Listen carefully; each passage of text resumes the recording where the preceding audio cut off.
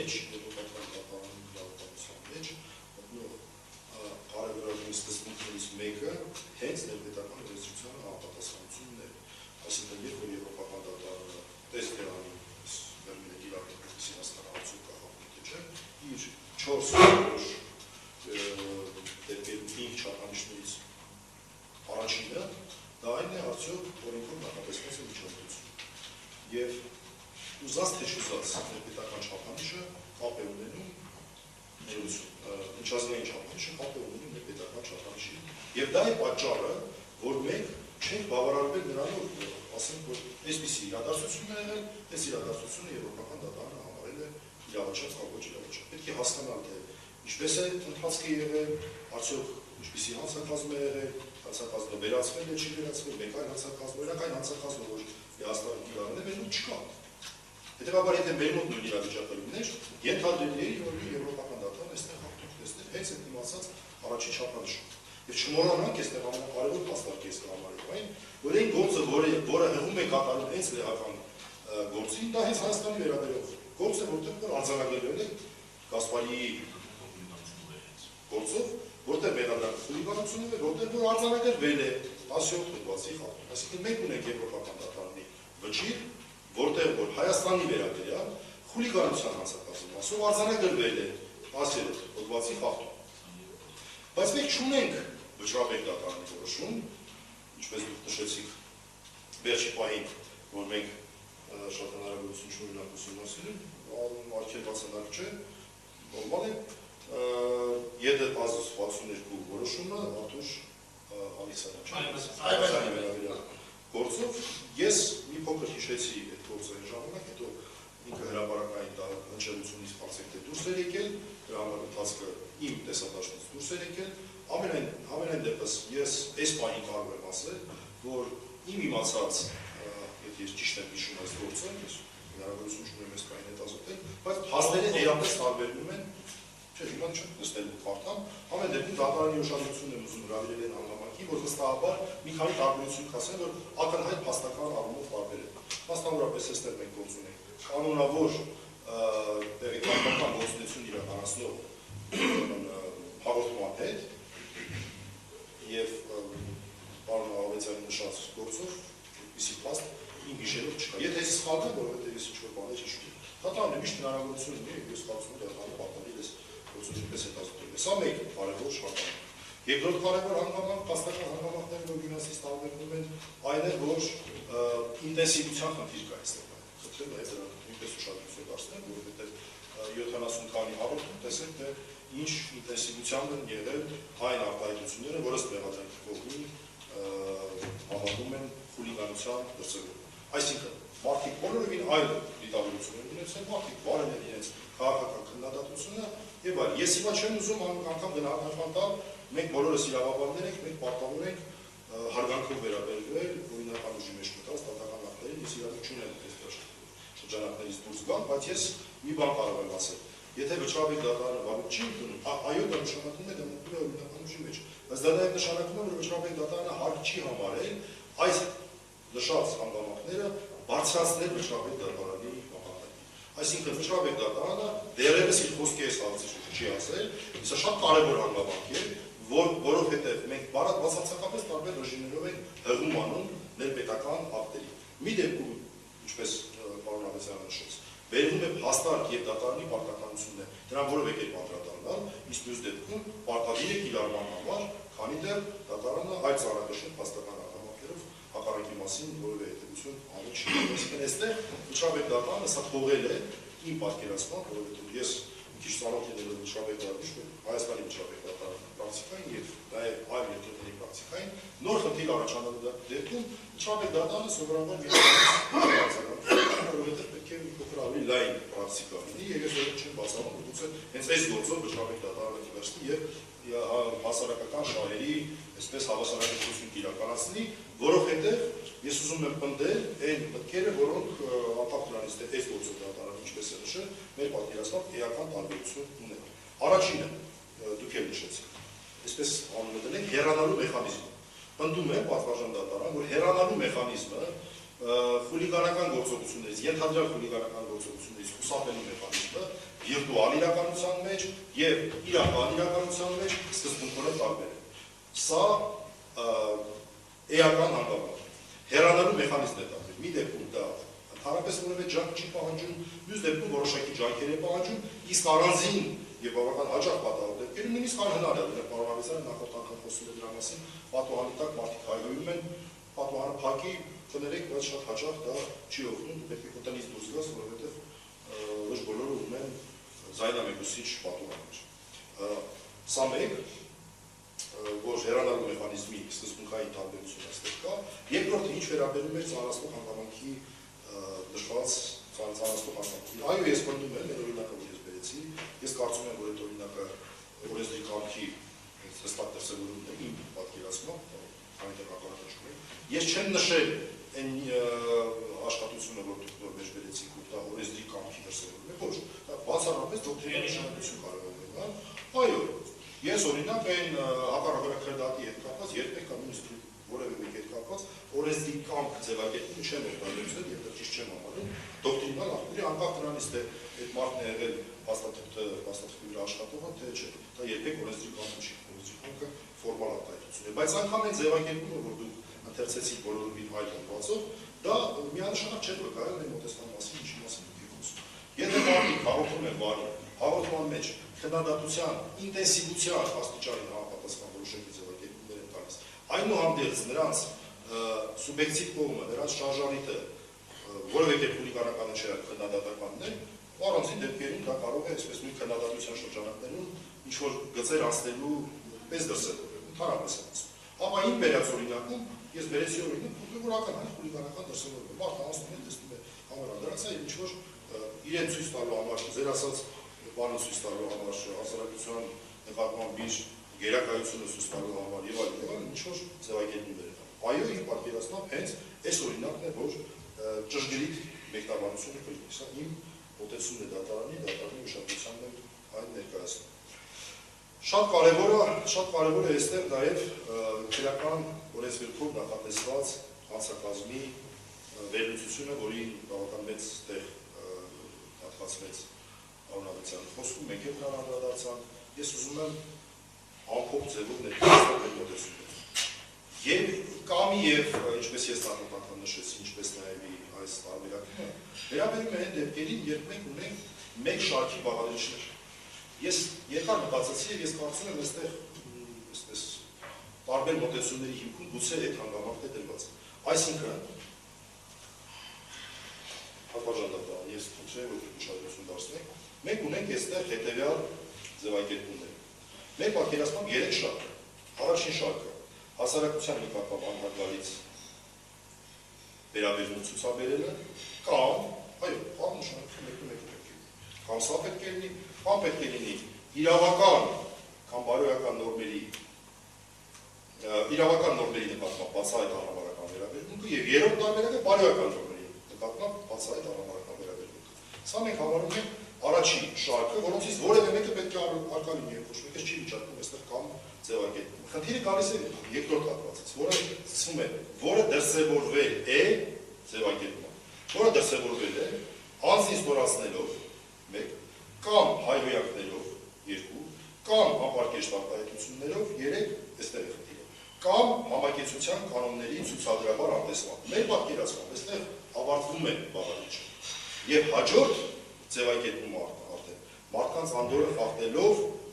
եւ այլն դա վերաբերում է երրորդ շարքին այսինքն մեր մոտեցումը պատվաշնչական այն է որ մենք հուլիգանության հանցակազմի ներկա ձևակերպման ունենք 3 շարքեր որոնցից յուրաքանչյուրը այո կամով են բաժանում այստեղ մենք որևէ տարբերություն չունենք դրանցից որևէ մեկից որևէ մեկի պետք է արտադրի իմ կողմից նշած հասարակության նկատմամբ անհարգալից կամ իրավական կամ բարոյական նորմերի նկատմամբ բացահայտ անհավանական վերաբերում ցուցաբերելը որևէ մեկը դրանցից արկա լինի միայն բարոյականը բավարար է արկա լինի միայն իրավականը բավարար է սա մեկ երկրորդը պետք է դրսևորվի հետևյալ 4 ձևերից մեկով անձին ստորացնելով մեկ սա առանձին դրսևորում է հայհոյանքներով 2 ապարկեշտ արտահայտություններով 3 եւ համակեցության կանոնների ցուցադրաբար անտեսմամբ եւ շատ լավ օրինակ վերես պարունակության այո իսկապես այդ մեքենայով քիշելու հասարի անցները դա այն օրինակն է որի պատճառով հենց որի շնորհիվ հենց այս ձևակերպումը այստեղ այսպես տեղ է գտել որովհետեւ ոչ պակաս խուլիգանական բնույթ կարող է կրել, այն որ իշերվա հազարին ավտոմեքենան անցնում եւ դա իրոք համակեցության կանոնների ցուցադրաբար անտեսում է։ Բայց այստեղ մենք պետք է ավարտված համարենք երկրորդ շարքը եւ սկսված համարենք երրորդ շարքը։ Մինչդեռ պարոն Ավետյանի մեկնաբանությամբ սա մեկ միասնական բաղադրիչ է։ Իսկ պատճառը, որ սա մեկ միասնական բաղադրիչ չէ, այլ այստեղ մենք պետք է ավարտված համարենք երկրորդ շարքը եւ սկսված համարենք երրորդ շարքը։ Կգտնենք երրորդ շարքերից յուրաքանչյուրը կամերով են բաժանված, այսինքն դրանցից որևէ երեքից յուրաքանչյուրից մեկը ուրեմն բաղադրիչ է։ Երեքից մեկը, 4-ից մեկը եւ 3-ից մեկը։ Եվ վերջի շարքը հետեւյալն է։ Անդորը մարդկանց անդորը խախտելով մեկ կամ նույն եղանակներով սա ուշադրություն են դարձնում, հանրային միջոցառումը արարողությունը խափանելով 2 եւ երրորդ կամ հասարակական նշանակության օբյեկտի հիմնարկական կազմակերպության բնականon աշխատանքը խոչընդոտելով։ Պատվաստան դատարանը մեր պատկերացմամբ մեր մեկնաբանությունը մենք ենք դատարանն առաջարկում։ Ոչ միայն ողջամիտ է, այլև հակառակ մոտեցումն եք, արծեք թե ողջամտություն եք փորձնում մի բաղադրիչով, շատ փաստարկներ կարող եք բերել, բայց մի բաղադրիչով։ Եթե այդպես չլիներ, ինչպես մենք ենք ասում,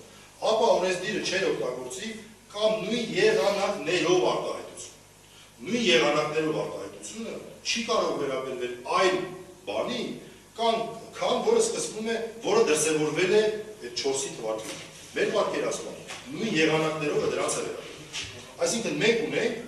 3 շարք։ Շարք առաջին, որը ճիշտ թվարկեմ, սկսվում է հասարակության նկատմամբ անհարգալից կամ իրավական կամ բարոյական։ Սա մենք, այս 3-ից մեկն է։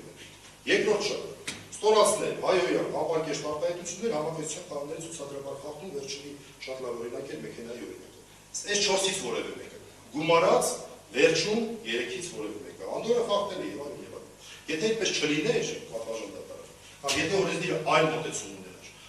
ոչ թե չլիներ, հիմա օրենսդիրի այլ մոտեցում մասին է։ Օրենսդիրի խնդիրն է հատկապես քրեական նորմերը այնպես անել, որպեսզի պարամեկնաբանություններ չլինեն։ Ես կարծում եմ, որ օրենսդրական տեխնիկայի տեսանկյունից, եթե այն լիներ ինչ-որ պարոն Ավետյանն էր ասում, ապա միակ մոտեցումը պետք է լիներ այս ձևակերպումը բերել սկիզբ, այսինքն համագեցության կանոնների ցուցադրաբար անտեսնող մարդկանց անդորը խախտելը, որից հետո նոր թվարկել հայհոյանքը եւ այլն եւ այլն, որպեսզի այն մեկնաբանությունը մենք եք տալի, գույության հանդիպ չունենար, կամ եւ այլն այդ կանոնները, որ դուք բերում եք, ոչ մեկ չի վիճարկում այդ կանոնները, բայց այստեղ դրանք իրար չեն, որովհետեւ երբ որ անտեսման բառը ավարտվում է, այստեղ կամերով բաժանված 4 բաղադրիչների թվարկումը ավարտվում է, եւ այստեղ զուտ հայերենի քերականությամբ մենք եղանակների թվարկումը ավարտելով անցնում ենք հաջորդ թվարկմանը, այսինքն մարդկանց անդորը խախտելով, որը դրսևորվել է այս 4 եղանակներից մեկով,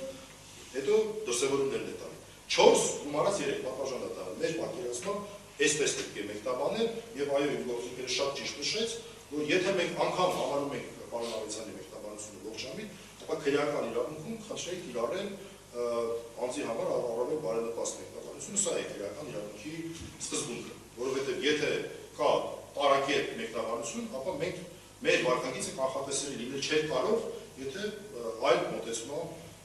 մեկնաբանի քրեական օրենսգիրքը։ Սա նոր հարց է, ես կարծում եմ այս հարցը դատական դահլիճներում շատ չի հնչել, հիմա գուցե այս հարցը այստեղ մեկնաբանվի, հետո գնա իսկապես Լճաբեկ դատարան, նաև այս նոր հանցակազմի հարցին անդրադառնա, ես ինչպես նշեցի, Լճաբեկ դատարանը,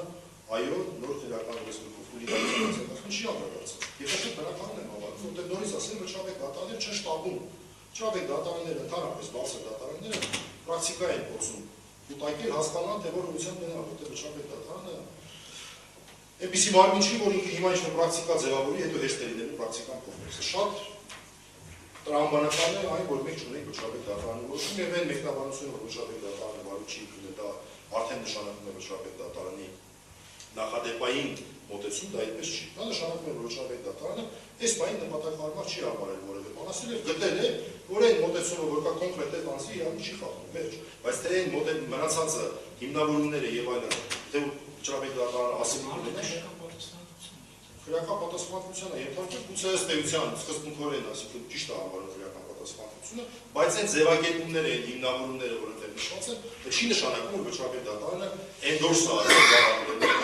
հաստատել է, կնիքել է այդ ձևակերպումները։ Նորից ասեմ, հակառակ դեպքում վճռապետ դատարանը կվերցներ, ամբողջությամբ կասեր, միանշանակ դուք ճիշտ եք ասում, հենց այսպես է պետք է լինի վերաքննիչ դատարանի բոլոր ասածների հետ համաձայն է։ Դա չի եղել, սա ես հատուկ եմ ուզում ընդգծեմ, որտեղ երբեմն վճռապետ դատարանի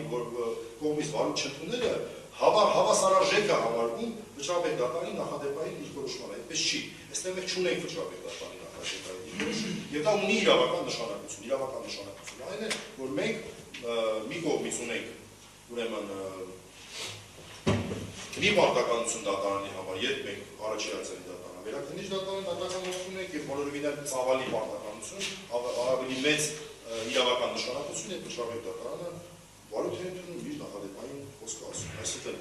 իրավական արժեքը, այո, ունի իրավական արժեք, բայց այնքան բարձր չի, որքան վճռապետ դատարանը, եթե իհարկե այս նախադեպային։ Ես նորից հուսով եմ, որ այդպես չի լինի, որտեղ այստեղ իսկապես հակառակ մոտեցումա հարցեր կան։ Խտրականության հետ կապված։ Հատվաժան դատարան մեր մոտեցումները խտրականության հետ կապված ուժի մեջ են, մեր մոտեցումները խտրականության հետ կապված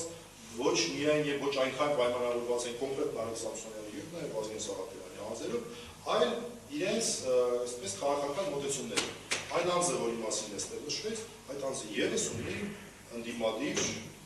հայացքներ, այսինքն գործ իշխանությունների ընդդիմադիր հայացքներ ունի, եւ սա չի փոխում մեր հաստատքը, ըստ որի վերաբերմունքը խտրական է, վերաբերում է ընդդիմադիր հայացքներ ունեցող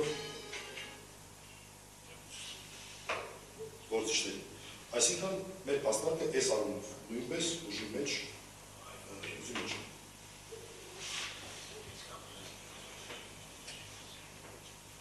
Կարճ վերադառնալով հուլիգանության հանցակազմին, պատվարժան դատարան, այստեղ բացի տեխնիկական տեքստուալ մեթոդներից շատ կարևոր է նաև հասկանանք օրենսդրի կամքի հասկանալ այն առումով, թե արդյոք օրենսդիրը ի վերջո ինչպես է համարում ճիշտ պայքարել հուլիգանության երևույթի դեմ։ Եթե պարոն Ավետյանի մեկնաբանությունը ճիշտ է, դա նշանակում է առանց, որտեղ ըստ էության այս մեր տեքստուալ բառավեճը մի հարցի է վերաբերում, առանց հասարակական, առանց մարդկանց անդորը խախտելով միայն հայհոյանքով մենք հուլիգանություն ունենք, թե ոչ, այսպես եմ հասկանում այս ոչ։ Պատվարժան դատարան, եթե միայն հայհոյանքով առանց մարդկանց անդորը խախտելու կամ այն մյուս հիմքերի, այսինքն հանրային միջոցառում եւ այլն, միայն հայհոյանքով առանց երրորդ շարքի, որը մարդկանց անդորը խախտելն է, հանրային միջոցառումը, արարողությունը խափանելն է, հասարակական նշանակության օբյեկտի աշխատանքը խոչընդոտելն է, այդ երեք բաղադրիչներից որևէ մեկի առանց այդ որևէ մեկի միայն հայհոյանքով կամ միայն առավել ևս ապարկեշտ արտահայտություններով մենք ունենայինք խուլիգանություն, պատվարժան դատարան խուլիգանություն հասկացությունը կներառեր չափազանց լայն, չափազանց լայն գործողությունների շրջանում։ Եթե խուլիգանության գործողությունը խավալը ներառեր տասնապատիկ ավել շրջանակ, քան նախորդ իրական օրենսգրքով, ապա տրամաբանական է, որ օրենսդրական փաստաթղթի հիմնավորումներում մի կես տողով գրված կրտել, որ գիտեք ինչ, այս նոր օրենսգրքով խուլիգանությունը տասնապատիկ ծավալով ավել է։ Եթե առաջ անպայման պետք էր այն ինչ-որ համարժեք էր մարդկանց անդորը խախտելուն, ապա հիմա միայն հայհոյանքը խուլիգանություն։ Որպեսզի մարդիկ կանխատեսեն իրենց վարքագծը։ Նման բան չկա։ Դա ևս վկայում է դրա մասին, որ այդ մեկնաբանությունը, որ պարոն Ավետյանի կողմից վերվում է, այդ մեկնաբանությունը չպետք է ունենա, այսպես ասենք, կյանքի իրավունք։ Ես անգամ այն չեմ համարում ընդունելի իմ կողմից բերված այս հոգնակի թվով կամ նույն եղանակներով ձևակերպման հանգամանքը հաշվի առնելով։ Բայց եթե անգամ դատարանը այն համարի ողջամիտ, կրկնեմ, խնդրում եմ այն մեկնաբանման հանրաճանաչ կանոնից ելնել, որ եթե երկու ողջամիտ մոտեցումներ կան, քրեական մեկը իօգուտ անձի է, մյուսը յուրաս անձի է, ապա պետք է մեկնաբանությունը իրականացնել իօգուտ անձի տարբերակով։ Այսքանը վերահաստատում ենք մեր խնդրանքը, մեր դիրքորոշումը կայացնելու արդարացման վերցի։